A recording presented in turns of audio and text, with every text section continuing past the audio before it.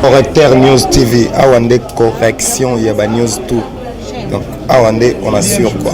Suivez Correcteur News TV pour avoir toutes les informations crédibles et fiables. Correcteur News avec Yemoko Rachou. Rachou, la caramel, check.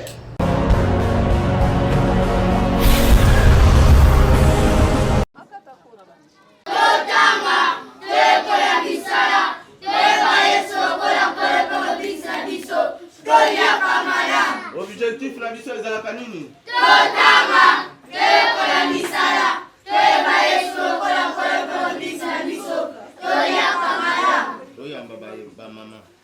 Bonjour maman, soyez la bienvenue au centre SDLU. Que Dieu vous bénisse, que Dieu vous bénisse. Observez notre centre, observez notre centre. On fait les à droite, on fait les à droite.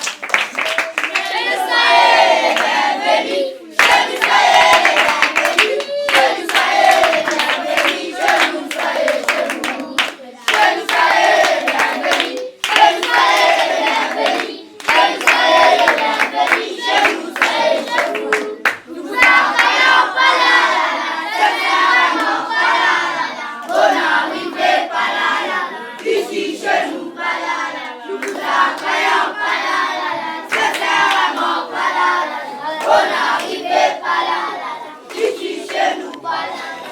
SDLE, pas la banque sociale, yes, ça c'est la banque.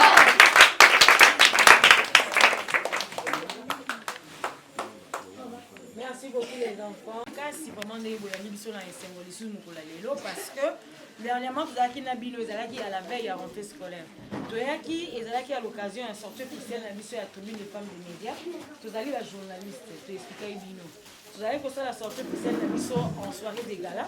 Yango tolobaki avant tosala yango esengaki tosala mo ba œuvre sociale. Nde esalaki na motamboli na biso tokutanaki na Hey, soin de nous, soin de lui. Nde tolobaki toluka adresse place ezali nde toyaki pa na bino. Mais tant toyaki boyambaki biso na esengo kasi boyebisaki biso pe doléance na bino bolobaki bamama journaliste boza bamama na biso botala bosenga na biso ezali oyo bopesaki biso papier alors mpona nalakisa bino ke tonéglige te nalakisa bino papier na bino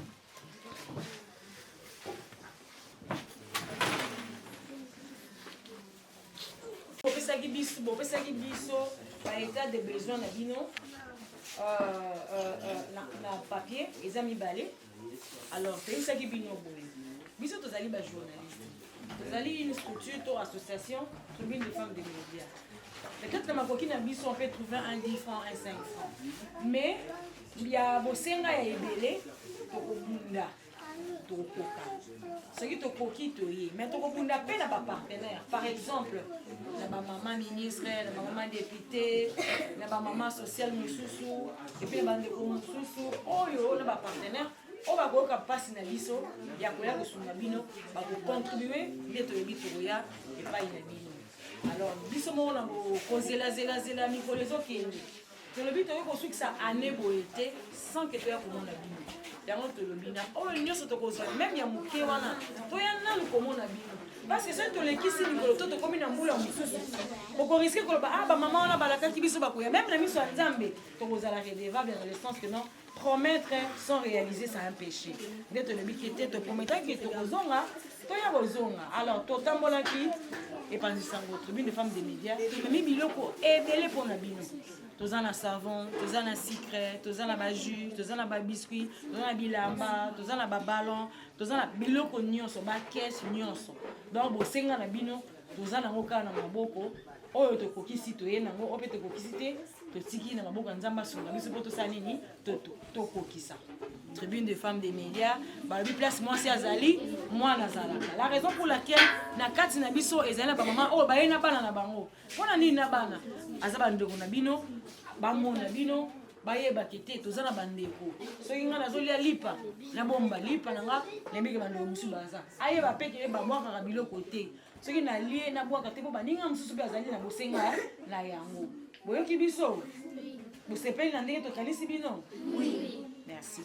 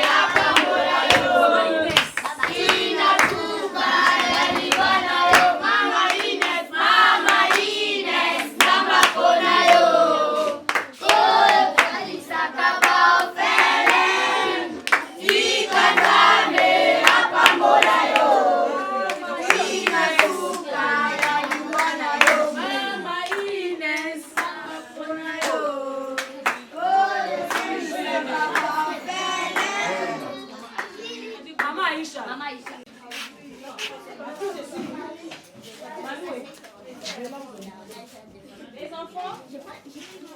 Les enfants? Oui, maman. Les enfants? Oui, maman. Voilà. Merci beaucoup parce qu'elle a montré vraiment que vous avez il y a Mayele. S'il vous plaît, maman Myriel, maman. Voilà. Je pense que dans la spécialité mango. Maman, tu vois c'est la tamouké, hein? Attendez un peu, pardon. Dans la spécialité mango, il y a un bolanda, s'il vous plaît. Oh, ils ont un produit, il y a partenaire Nabiso, Gandour, si je ne me trompe pas, Maman Rachou. Et ça dit ce détail, il y a produit Oyo parce que Tolinga Kilelo, Bana, Nabiso, Bango, Tozola, Lana, Bango, Pongi, Sikamokote. Tozo bimatongo pourquoi to yebite condition ni bango bazolala santé na bango to yebite ezoko évoluer ndenge nini mais na koyeba motema ya bo mama otoza nango to lobite ba oya biso ya ndaku to tia bango déjà na régime ya ba produit oyo pona ko bien na santé na bango yango to lingaki lelo pe to ya nango po bana na biso oyo bazali bisika oya centre d'hébergement et soin de lui bango pe ba consommer yango na mokolo oyo ezali ya bafete ndenge moko na bana biso na bandako yango mondo pe bana biso totamboli na bango bango nde bakokabolela bandeko na bango na banza avec amour maman présidente Rachou nayebi te baproduit oyo efficacité nango ezali vraiment nini po tozala hypocrite te badirigeant to bandeko baza disponible mpona koveille sur la santé ya bana bayeba produit nini oyo toye nango mpo toyaka nango te oyo eza baya liboso toye nango. Merci beaucoup. Ezali Doulé. Alors Doulé ezali na wiwi oyo ezali parce que tout le monde bana mingi moi soki aza na mwa santé bien te malnutrition bana babelaka trop oyo ezali na maïs eza lokola potopoto ata eza na malili te mwana omela ata eza na malili te ata une année ata 2 semaines ata 1 mois ata une année ekobeba te eza miliki me na potopoto eza potopoto donc ekosunga bana soki omoni neti par exemple bébé na biso totumolaka faci beton na notre jeune fille ndoye ya mama Nelly na l'autre là bango nde pena basengeli na ya safi bango nde basengeli na yango parce que ekocontribuer na santé na bango ata mwana azobela azala toujours na santé ya bien omona bango ozomona otali déjà lelongi omoni kana na problème ekosunga ye makasi oyo eza uniquement mpona bango alors ba oyo bakomi wiwi oyo ezali mpona bana oyo ya mike c'est-à-dire mwana aza na appétit te mwana mosusu azalaka ozolesa azolinga kolia te oyo eza mpona bapesa bango appétit donc ata omwana mosusu bazalaka akokaka nde kolia te abotama bongo ya liaka oyo ata alie te akozala problème te parce que eza na énergie eza lokola ndenge moto alie déjà fufu na biloko eza bongo oyo mosusu oyo on est doulé. C'est vraiment un yaourt. Ils appellent ça yaourt. Mon attaque na sima, aller comme dessert. Ils ont vraiment yaourt, ils ont un problème. Oh, ils ont vraiment une tendance mon standard. Oh, ils ont pour les bébés, ils ont pour les athées, oh, ils ont pour les malades. Ils ont pour la protéine.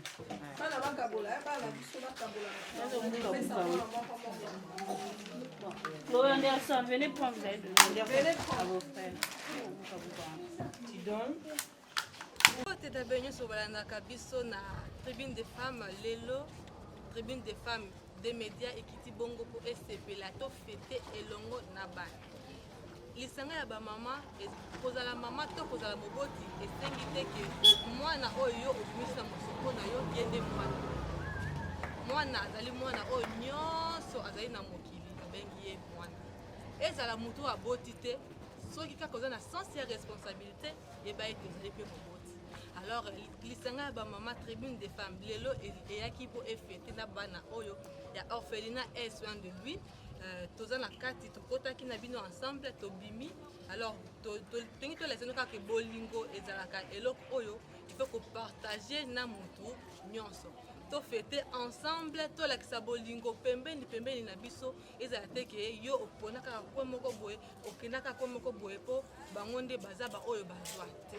Donc kita na quartier zala à l'aise na mutu nyonso tribune des femmes ba femmes des médias eponi elongité elobi ke ekita to fêter na biso elongo na bana mike to fêter na bango ensemble. Alors tribune des femmes et souhaiter bino meilleur vœu 2023 bo lection na ngonga na dans la makamuso ya malamu na vie. Alors merci beaucoup na ndenge bozalaki ya kolanda biso ensemble na bino elongo. Merci. Côté la bino sibozwi libakwa kolanda biso tribune des femmes ezali sanga oya ba mama o ba sepela kali sanga ba mama ya média o ba pandisango bazali na radio na télévision na presse écrite na YouTube ba chaîne bongo na bongo bongo ba sepela ki koya kotala orphelinat o ezali na mosika kuna na sika vraiment na kisenso to kotala bana biso o ndenge mama auti kolobala biso mam kozala mama ezali c'est pas donner n'importe qui ba biso ba ba mama bazala bolingo wana te kozala mama eza esi mo acteur ezali d'abord lipamboli kozala mama. Alors biso kotala mama kozala lipamboli na biso to ya kotala bana ona orphelinat pona kokabola bango elongo biloko moketo memeni bango bokomona ngo na bilili po ete basepela pe longo baloba te ke lokola baza baboti te baboti bakufa. Donc biso fo feti tokolia ngo kaka boye mwa soso mwa lipa mwa ji biloko nyonso bokomona bilili nde yango tosepela bango elongo. Tosengi bino merci mingi vraiment esengo makasi topesi babonane na bato nyonso bakozwa libakwa kotala biso bonane na bino nyonso totombeli bino mobu molamu 2023. Merci botika malamu. Action. Une nouvelle année s'annonce. Nous, Tribune de femmes de médias, une association non avec son but lucratif, nous avons décidé aujourd'hui d'aller fêter avec les orphelins de l'orphelinat et soins de lui qui se trouve dans la commune de Kisenso. Alors nous sommes mères, nous sommes femmes, nous connaissons toutes les difficultés que traversent les enfants qui n'ont pas de parents pendant cette période de fin d'année. Alors nous nous sommes dit que nous serons pour eux, leurs mères, qui vont apporter un jus, un sucré, un paire de chaussures et peu importe tout ce que nous avons eu, et nous avons décidé de partager avec ces enfants orphelins. Alors vous êtes mère, vous êtes parents, c'est une interpellation pour vous aussi de ne pas seulement vous limiter à vos propres enfants, car tous ces enfants-là ont eu de père un jour et une mère, mais aujourd'hui ils se retrouvent orphelins. Alors nous ne sommes pas venus seuls, nous étions accompagnés même de nos enfants pour leur inculquer cette culture de pouvoir partager tout ce qu'ils ont avec ceux qui n'ont pas de parents. Alors nous vous souhaitons joyeux Noël, déjà le Noël était passé, bonne année 2023 et suivez toujours Corrector News avec Rachou la Carabelle.